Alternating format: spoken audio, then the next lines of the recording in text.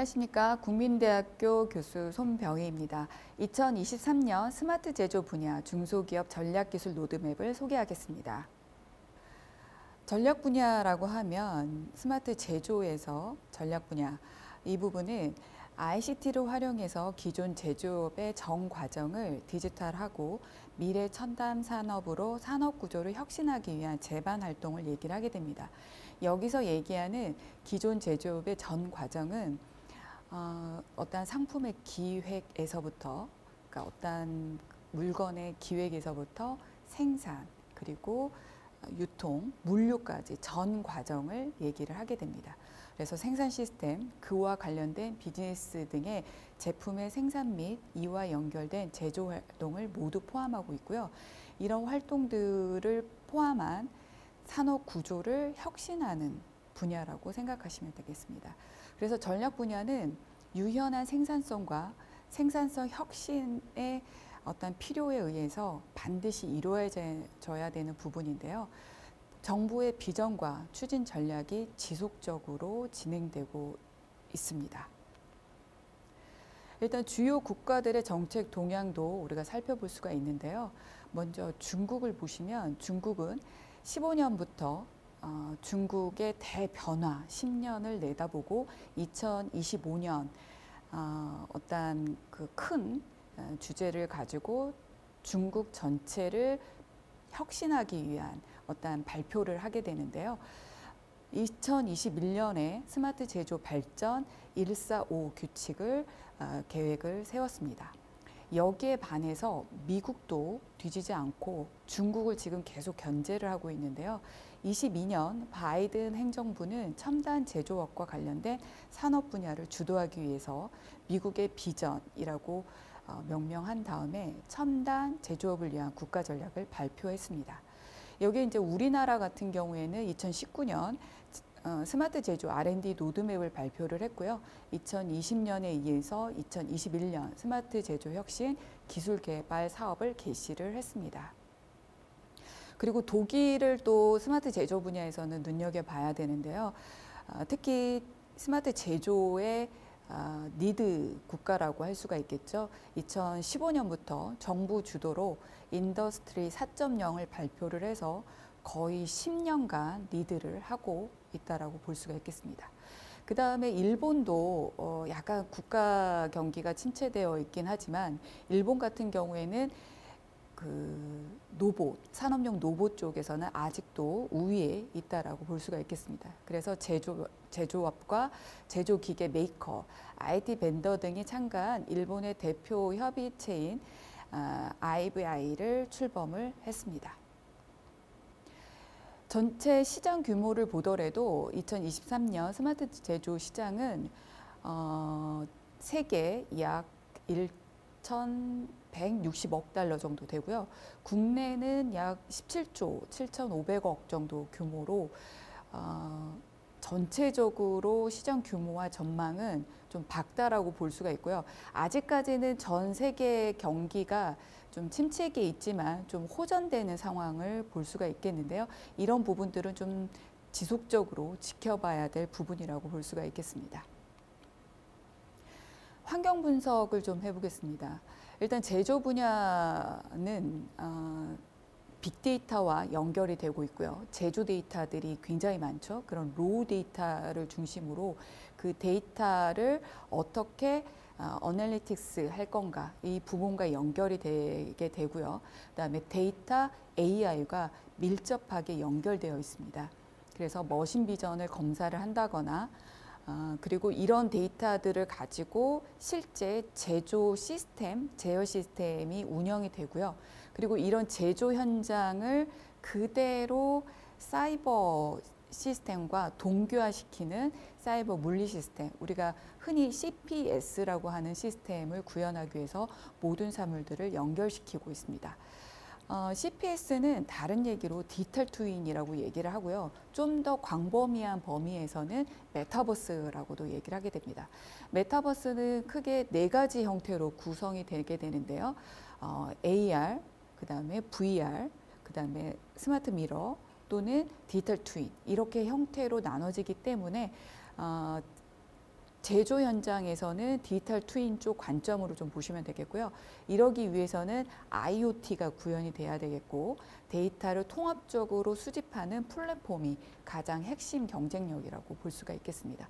이런 환경적인 요소를 통해서 장치 기술로 넘어가게 되면 장치에서는 휴먼 머신 인터페이스, 어떻게 이제 로봇과 물류, 센서 연계될 것인지 이런 환경들이 다양하게 유기적으로 연결되어 있다고 볼 수가 있겠죠.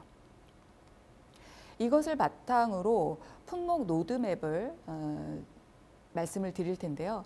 크게 2023년 전략 품목은 지금 보신 거와 마찬가지 9개 품목을 제시를 했습니다. 그리고 미래 품목으로는 자율공정 제어 솔루션, 디지털 트윈 연계 실시간 설비 관리 시스템, 그리고 실시간 연결 스마트 제조형 디지털 트윈, 그리고 특화망 기반의 산업용 네트워크, 그리고 산업용 지능형 복합 센서, 이렇게 5개의 미래 품목이 있습니다. 2023년 전략 품목 9개 하나하나씩 살펴보도록 하겠습니다.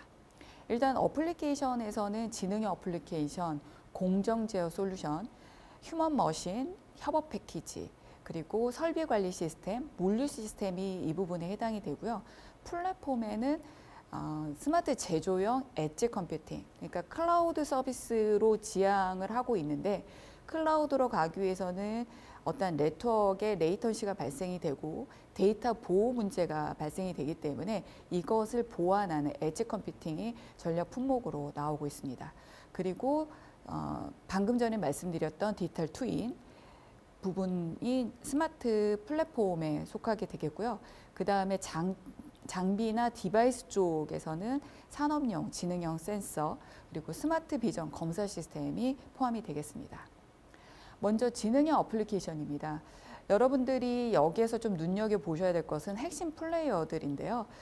단연 독일의 지멘스가 스마트 제조 분야에서는 가장 우위에 있고요. 생산 설비, 제어 시스템, 산업용 소프트웨어, 거의 모든 산업 분야의 제조 공정 솔루션을 보유를 하고 있습니다. 아시겠지만 유럽 국가, 특히 독일의 지멘스, 그리고 바로 밑에 나오는 프랑스 기업의 슈나이더 일렉트릭 같은 경우에는 이 업력 자체가 150년이 넘는 기업들이기 때문에 이 기업들이 가지고 있는 데이터량이 굉장히 많고요. 빅데이터 플랫폼을 구성을 하고 있고 이런 산업의 모든 분야에 다 스며드는 그런 시스템을 구축하고 있기 때문에 핵심 플레이어로서 우위에 있다고 볼 수가 있겠습니다. 특히 슈나이더 일렉트릭 같은 경우에는 에코 스트럭처 플랫폼을 가지고 있어서 에너지 사용의 어떤 기술을 최고 기술로 우리가 평가를 하고 있습니다. 그래서 그 부분을 이용을 한다고 하면 에너지 사용량의 약 30%를 절감한다라는 보고서도 나와 있습니다. 이 전략 품목의 핵심 기술 리스트로는 지능형 어플리케이션이 있지만 어플리케이션을 사용하기 위해서는 여러 가지 데이터들이 준비가 되어 있어야 됩니다. 그래서 비정형 데이터들, 그리고 AI를 활용한 기술들, 이런 부분들이 핵심 기술 리스트라고 말씀드릴 수 있겠습니다. 그 다음에는 엣지 컴퓨팅입니다. 엣지 컴퓨팅에 중국 기업의 하웨이가 있고요. 하웨이는 5G 시대를 맞이해서 더욱 많은 어플리케이션이 차별화될 수 있도록 이용자들 니즈에 맞게 여기에 어떤 가상 프라이빗 모바일 네트워크를 구축을 하고 있는데요. 아시겠지만 중국은 정부에서 개인정보 보호는 하지 않고 데이터 수집에 좀 정성을 쏟는 부분이 있습니다. 그래서 중국 같은 경우에는 우리가 좀 예의주시할 필요가 있고요. 중국 기업도 마찬가지로 그 어떤 차별화된 서비스를 제공을 한다라고 얘기를 할 수가 있겠습니다.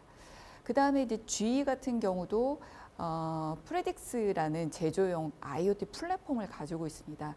아시겠지만 이런 제조 현장에서는 특히나 어떤 분야도 마찬가지겠지만 이런 제조 분야에서는 그들만의 플랫폼을 가지고 있느냐, 이 플랫폼은 사람과 사람, 사람과 기계, 기계와 기계를 연결시켜 줄 수 있는 발판이 되기 때문에 정말 확장성, 사용성, 이식성, 기술성들을 뭐 보장한다라고 할 수가 있겠습니다. 역시 이제 GE 같은 경우에도 그런 기업 중에 하나이기 때문에 우리가 좀 본받아야 될 부분도 있습니다. 그 다음에 이제 아마존인데요. 아마존은 여러분들 아시겠지만 클라우드 서비스 같은 경우 거의 90%를 차지를 하고 있습니다. 이들의 장점은 어떤 유저가 작은 요구사항을 얘기를 하더라도 그 요구사항을 다 서비스에 반영을 하게 됩니다. 그래서 그런 점에서 이 시장 확보하는 데 큰 강점이 있지 않나 싶습니다. 그래서 AWS의 주요 IoT 관련 서비스들은 엣지로도 확장을 해주고 있고요. 여기에 데이터 기반으로 IoT 메시징, 동기화, 그리고 AWS의 람다, 이거는 이름이 없는 함수들이거든요. 그러니까 어떠한 기능을 하는, 그러니까 그 사용자 요구사항에 맞는 그 전용 함수라고 생각하시면 됩니다. 이런 함수들을 실행할 수 있는 막강한 기능들이 가지고 있고요. 여기 엣지 컴퓨팅의 핵심 기술 리스트를 보게 되면 당연히 플랫폼 기술이 들어가야 되겠고, 그리고 플랫폼과 엣지와 클라우드를 연결시킬 수 있는 네트워킹 기술이 핵심 기술로 들어갈 수 있겠습니다. 그리고 빠질 수 없는 것은 보안 기술이 들어가겠죠. 그러니까 당연히 플랫폼과 엣지와 연결될 수 있는 그 네트워크, 그 에어리어의 보안 기술, 그리고 엣지에서 클라우드 서비스로 갈 수 있는 네트워크의 보안 기술이 핵심 기술로 뽑을 수 있겠습니다. 그 다음에는 설비 관리 시스템입니다. 기술 개발 전략으로는 IoT, 클라우드, 융합 기술을 활용한 차별화된 설비 관리 시스템인데요. 실제로 제어 시스템 같은 경우에는 스마트 제조 현장에서는 딱 정해져 있죠. 그러니까 PLC, HMI, 그 다음에 스카다, 이 형태로 제어 시스템은 고정이 되어 있는데, 제어 시스템을 이용하는 설비는 굉장히 다양합니다. 그래서 여러 가지 설비들이 제어 시스템에 연결이 되는데, 여기에 이제 핵심 플레이어로서는 지금 보시면 그 GE는 이제 설명을 드렸고요. 그다음에 SAS 같은 경우에는 통계 솔루션이죠. 우리가 흔히 얘기하는 사스 프로그램인데, 통계 솔루션을 가지고 있어서 장비의 신뢰성을 보장을 하고 데이터 기반으로 장비가 언제 고장이 날지 예측하는 그런 솔루션을 가지고 있습니다. 그리고 노크웰 오토메이션 같은 경우에는 아마 여러분들 많이 들어보셨을 기업인데요. 그 엘리베이터라든지, 그러니까 산업용 장비에서의 모니터링 솔루션을 가지고 있는 그런 기업들입니다. 그래서 뭐 공통점으로 보실 수 있는 것은 데이터를 어느 정도 확보되어 하고 있느냐, 그 데이터를 가지고 어떻게 예지 보전을 하고 예측을 하느냐, 이런 부분이기 때문에 핵심 기술로도 AI 기반의 부품 수명을 예측하는 그런 기술이 핵심 기술로 들어가겠고, 이 데이터를 어떻게 지식화하느냐, 이런 부분이 고급 기술로 우리가 뽑을 수 있는 기술이 되겠습니다. 그 다음에는 물류 시스템입니다. 물류하면 뭐 DHL이 글로벌 물류 기업으로 우리가 꼽을 수가 있고요. 그 다음에 여러분 아시겠지만 이제 아마존 같은 경우에도 자율주행 배송 로봇을 개발을 했습니다. 그리고 우리나라에서도 배민이 로봇 그 개발을 한 이력도 가지고 있고요. 그래서 스마트 물류 시스템은 전용 어떤 그 물류 기업도 핵심 플레이어로 우리가 볼 수가 있는데, 그 외에 뭐 아마존이라든지 스타쉽 같은 이런 기업들도 그 로봇과, 그러니까 자율주행 로봇과 연결을 해서 기술을 트랜스포메이션 하는 그런 부분으로 우리가 좀 볼 수가 있겠습니다. 그래서 여기 핵심 기술 리스트로 보게 되면은 고객 맞춤형 재고 조사를 최적화한다거나, 또는 물류 같은 경우에는 위치 정보가 굉장히 중요하거든요. 그래서 위치 정보 인식하는 기술이 핵심 기술로 우리가 들 수가 있겠고요. 그리고 물류 같은 경우에는 이제 창고를 어떻게 이거를 적재하느냐, 그래서 공간 최적화하는 부분도 우리가 좀 생각해야 할 그런 기술로 볼 수가 있겠습니다. 그 다음에 5번째는 스마트 비전 검사 시스템입니다. 여러분들 아시겠지만 이제 핵심 AI 기술들이 있는데요. 그 핵심 AI 기술은 크게 이제 5가지로 뽑을 수가 있습니다. 그 5가지는 우리 인간의 감각과 매칭이 되게 되는데, 시각, 청각, 그 다음에 페이스 레코니션이라든지, 그 다음에 보이스, 그리고 거기에 이제 랭귀지까지 포함이 되는데요. 이 감각 중에 정보를 가장 많이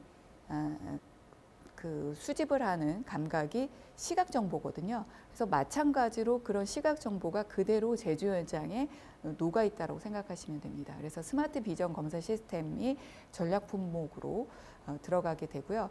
여기에는 마이크로칩이라는 회사와 코그넥스라는 회사가 있고요.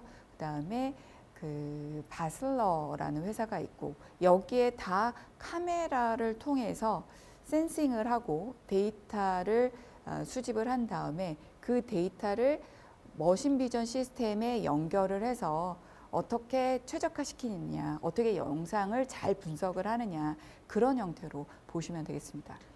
그리고 영상 정보이기 때문에 영상 정보를 어떻게 빠르고 최적화해서 처리하고 전송하느냐, 이런 부분을 극대화하는 데 초점을 맞추면 될 것 같습니다.